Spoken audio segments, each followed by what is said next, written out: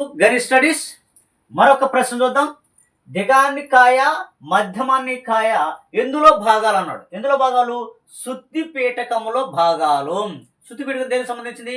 బౌద్ధ మతాన్ని. బౌద్ధ మత స్థాపకుడు గౌతమ బుద్ధుడు. ఆయన ఏమంటారు? సిద్ధార్థుడు. ఆయన కూడా ఒక గణతంత్ర రాజ్యానికి రాకుమారుడే. నెక్స్ట్ మరొక 32 ప్రశ్న. మహాజనపదాలు ప్రస్తావన గల ఇతిహాసం ఏదన్నాడు. ఇదిగో మహాభారతం. నెక్స్ట్ 33 ప్రశ్న. ఉపనిషత్తులు అనగా వచ్చి చేరువుగా కూర్చోవడం. మరి ఉపాధ్యాయులు విద్యార్థుల మధ్య సంభాషణ తెలిపేటువంటిది ఏది? ఉపనిషత్తులే.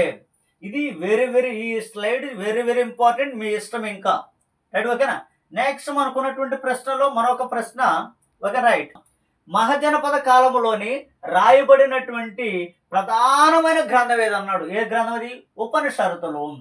అదేవిధంగా వ్యవసాయం చేసేటువంటి భూస్వాములు ఏమని పిలుస్తారు? గాహపతులు. వాళ్ళు కట్టే పన్ను ఏమంటారు? బాగా అంటారు. ఎంత బాగా? 1/6 వంతు. నెక్స్ట్ మహాజనపద కాలంలో వ్యవసాయానికి పనికి వచ్చే ఇనుము వస్తువులు తయారు చేసేవారిని ఏమంటాడు? కమ్మరులు అంటారు. కమ్మరాలు. నెక్స్ట్ కొండలు కొన్ని ప్రాంతాల్లో త్రవ్వకాలు జరిపినప్పుడు బయటపడ్డాయి. వాటిని ఏమంటారు? పెయింటెడ్ గ్రేవెల్ అంటారు. పెయింటెడ్ గ్రేవెల్. రైట్. Thank you.